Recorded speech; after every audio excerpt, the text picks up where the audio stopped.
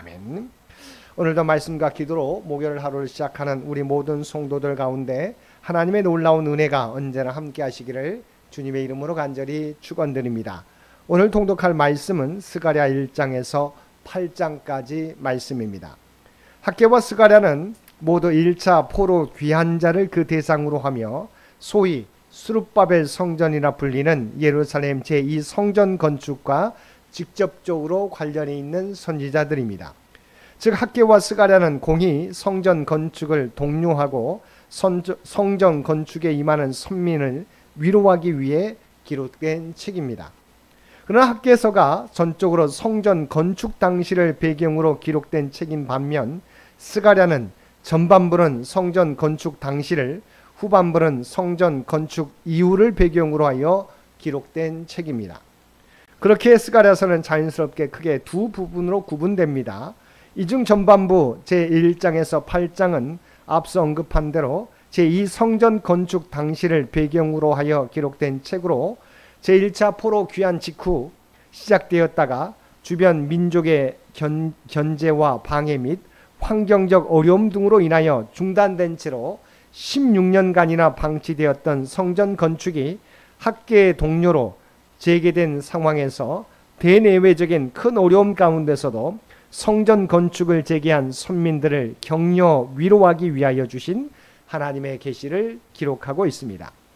또한 스가랴 전반부는 다시 두 부분으로 나누어지는데 제1장에서 6장은 바사 다리오 왕 제2년인 BC 520년에 주어진 계시로서 성전 재건을 격려하기 위한 8대 환상으로 구성되어 있고 7장과 8장은 성전 건축이 한창 진행 중에 있던 다리오 왕 제4년인 BC 518년에 주어진 계시입니다. 이러한 맥락하에서 1장 전반부는 성전 재건을 격려하기 위한 8대 환상의 계시 부분으로서 1년의 환상 예언을 시작하기에 앞서 백성들을 향한 서론적 회개 권면을 그 내용으로 합니다. 먼저 1절은 본서의 저자인 스가랴 선지자의 신상과 그가 여호와의 말씀을 처음 받은 때를 밝히고 있습니다. 본문은 스가랴를 이도의 손자 베레가의 아들로 밝히고 있는데 여기서 이도는 스룹바벨과 함께 바벨론 포로에서 1차로 귀환한 제사장 중에 한 사람입니다. 따라서 우리는 스가랴가 제사장 가문 출신의 선지자라는 사실을 알 수 있습니다.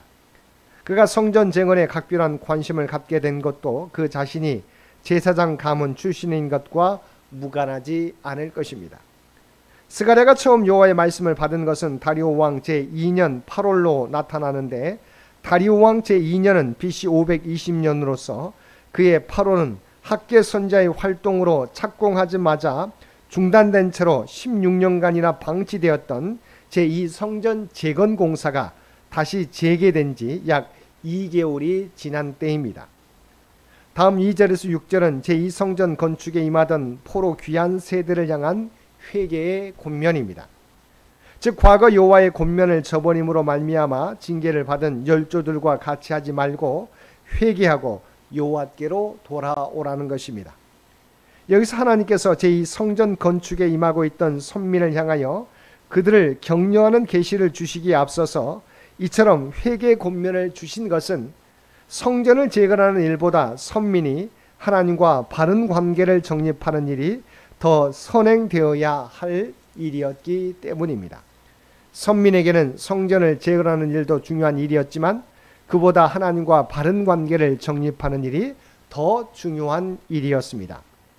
이는 과거 선민이 멸망한 것이 성전이 없어서가 아니라 하나님과의 관계가 깨트려졌기 때문이란 사실을 통해서도 확인되는 말입니다.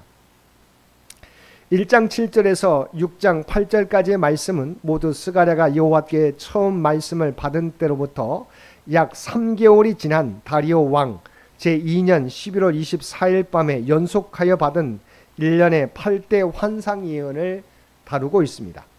7절 이하의 말씀에서는 그중 첫 번째 환상으로서 붉은 말을 타고 화석류 나무 사이에 선 여호와의 사자와 새 말의 환상을 다루고 있습니다. 7절은 스가랴가 첫 번째 환상을 받은 시기가 언제인지를 밝히고 있습니다. 본문에 의하면 스가랴에게 첫 번째 환상이 주어진 때는 다리오 왕 제2년 11월 24일이었습니다.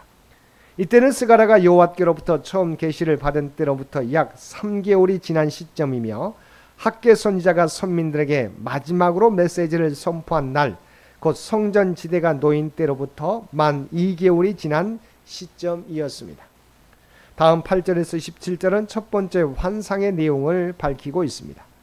첫 번째 환상은 붉은 말을 타고 화석류 나무 사이에 선 여호와의 사자와 세 말의 환상으로서 본문을 보면 먼저 여호와의 사자와 천사들의 무리들의 등장과 소개를 다루고 있습니다.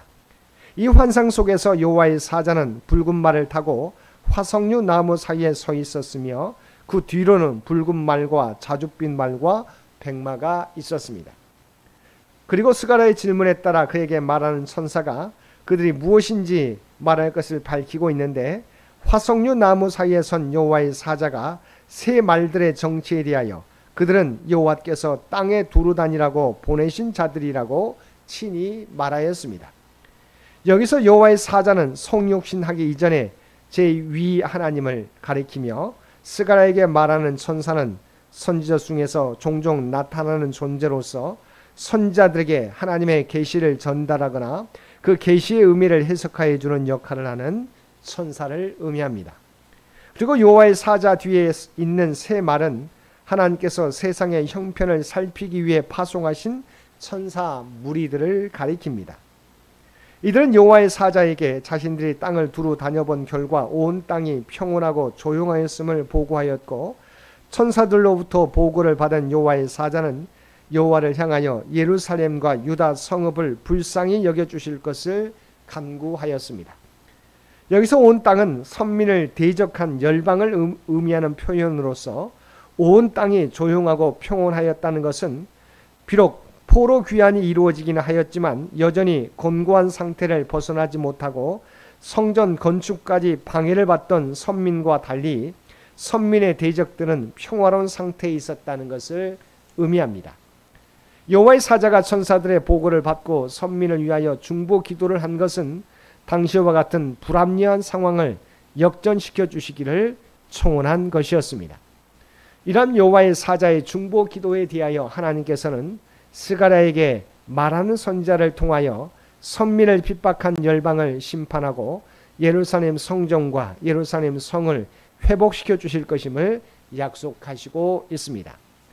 8장은 먼저 1절에서 3절에서 하나님께서 시온을 위하여 질투하고 분노하며 시온으로 돌아와 그 가운데 거하심으로 말미암아 시온은 진리의 성읍이 되고 시온산은 성산이 될 것이라고 약속하신 사실을 말씀하고 있고, 4절에서 6절은 예루살렘에 노인과 아이들이 넘치는 본성이 있게 하실 것이라는 약속을, 또한 7절과 8절은 열방으로부터 선민을 구출하고 그들과 복된 관계를 재정립하실 것이라는 약속을 기록하고 있습니다.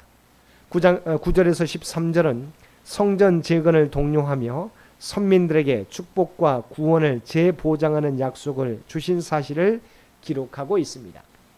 이런 본문은 성전 재건 사업이 비록 다리오 왕의 승인으로 진행되고는 있었지만 여전히 이방인들의 방해와 기근 등 삶의 어려움으로 인하여 절대 순탄하지 않았다는 것을 시사해 줍니다. 9절을 보면 하나님은 만군의 여호와의 집 곧 성전을 건축하려고 그 지대를 쌓던 날에 있었던 선지자들의 입의 말을 이날에 듣는 너희는 손을 경고히 할지어다라고 말씀하셨는데, 여기서 그 지대에 쌓던 날에 있었던 선지자들의 입의 말이란 수룹바벨아 스스로 굳세게 할지어다, 여호사닥의 아들 대제사장 여호수아야 스스로 굳세게 할지어다, 여호와의 말이니라, 이 땅 모든 백성아 스스로 굳세게 하여 일할지어다라고 한 학개 2장 4절의 말씀을 가리킵니다. 성전 재건 공사를 재개하는 날에 주신 이 말씀을 공사가 진행된 지 약 2년이 지난 시점에 다시 주심으로 힘있게 성전을 재건하도록 독려하신 것입니다. 성전 건축으로 심신이 지쳐 있었을 백성들에게 큰 위로가 되었을 것입니다. 다음 14절에서 17절은 하나님께서 선민들을 향하여 과거 그들의 조상들을 향한 심판의 때와 달리 그들에게 은혜를 베풀기로 작정하셨음을 말씀하시며, 하나님의 은혜를 받기 위한 전제 조건으로서 공의와 사랑의 실천을 촉구하신 사실을 기록하고 있습니다. 18절과 19절은 선민 폐방 관련 금식일의 축제일로의 변화의 비전과 이에 근거한 진리와 화평을 사랑할 것을 권면하는 내용을 기록하고 있습니다. 여기에 보면 모두 4달의 금식에 대하여 언급하고 있는데 이들 금식은 모두 선민의 패망을 기념하는 금식이었습니다. 곧 4월의 금식은 예루살렘이 함락된 일, 5월의 금식은 예루살렘 성전이 파괴된 일, 7월 금식은 유대 총독 그달랴가 암살된 일, 10월 금식은 BC 588년 10월 10일에 예루살렘이 바벨론 군대에 의해 포위된 일을 기념하여 지키던 금식이었던 것입니다. 이러한 금식일들이 유다 족속에게 기쁨과 즐거움과 희락의 절기로 변화될 것이라는 사실은 선민의 패망으로 인한 모든 고통이 완전히 사라지게 되는 것은 물론 선민이 과거의 슬픔과 고통을 완전히 잊고 기뻐할 정도로 그들에게 하나님의 축복이 충만하게 임할 것임을 약속하는 것입니다. 그러나 하나님은 이러한 축복의 약속과 더불어 진리와 화평을 사랑할 것을 권고하셨는데 이는 선민에 대한 하나님의 축복과 온전한 회복이 진리와 화평을 사랑함으로 더욱 온전히 이루어질 것이기 때문입니다. 다음 20절에서 23절은 이방인들의 자발적이고도 역동적인 대회심의 비전의 말씀을 기록하고 있습니다. 이러한 본문은 이방인들의 회심에 대한 말씀이지만 궁극적으로는 선민의 온전한 회복에 대한 말씀입니다. 사랑하는 성도 여러분, 하나님께서는 이스라엘 백성들의 불순종과 우상 숭배로 인하여 나라가 망하고 백성들이 포로로 끌려가는 아픔을 겪게 하셨지만 그들이 회개하고 용서를 구할 때 하나님께서는 그들에게 새로운 기회를 주시며 회복시켜 주셨습니다. 오늘도 회개하는 자에게 용서와 새로운 기회를 주시는 하나님이심을 기억하며 하나님께 먼저 우리의 죄를 고백하며 주님만을 의지하며 나아가는 저와 여러분 모두가 되시기를 주님의 이름으로 간절히 축원드립니다. 함께 기도드리겠습니다. 사랑과 은혜가 충만하신 아버지 하나님, 하나님께서는 회개하며 용서를 구하는 자들을 긍휼히 여기시는 분이신 줄 믿습니다. 우리의 죄를 고백하며 하나님이 주시는 회복의 기회를 놓치지 않는 저희 모두가 되게 하여 주시옵소서. 그리하여 우리를 하나님의 백성 삼아주신 그 뜻을, 하나님의 계획을 하나하나 이루어가는 주의 백성 모두 되게 하여 주옵소서. 오늘도 이 나라와 이 민족을 긍휼히 여겨주시며 오직 하나님께서 통치하시고 인도하여 주시기를 원합니다. 100주년을 준비하며 나아가는 창현재단, 하나님께서 아버지 지금까지 지켜주셨던 것처럼 앞으로도 지켜주실 줄 믿습니다. 아버지 하나님, 주의 백성들의 모든 간구와 봉사와 헌신을 통해서 하나님의 계획을 하나하나 이루어가게 하여 주시옵소서. 특별히 간구하옵기는 이세중 원로 장로님을 비롯한 연로하신 권사님들, 아버지 하나님 환우들을 기억하여 주시고 그들이 주님을 의지하며 나아가게 될 때 아버지 하나님 그들에게 놀라운 하나님의 치유와 회복의 역사를 나타내 보여주시옵소서. 또한 환난 가운데 역경 가운데 있지만 하나님께서 나와 함께 하신다는 그 믿음으로 이 모든 역경을 이겨나가며 매 순간 하나님의 은혜를 체험하며 살아가는 그들 모두가 되게 하여 주옵소서. 오늘도 우리에게 복된 하루를 허락해 주신 것 진심으로 감사드립니다. 오늘 주님과 날마다 동행하는 우리 모두가 되게 하여 주시옵소서. 또한 우리를 통해서 하나님의 놀라운 영광과 뜻이 나타나게 하여 주시옵소서. 우리가 발을 딛고 살아가는 삶의 현장 가운데 아름다운 그리스도의 향기와 선한 영향력을 드러내며 살아가는 우리 모두가 되게 하여 주옵소서. 이 모든 간구 우리를 구원하여 주신 예수님의 이름으로 간절히 기도드리옵나이다. 아멘.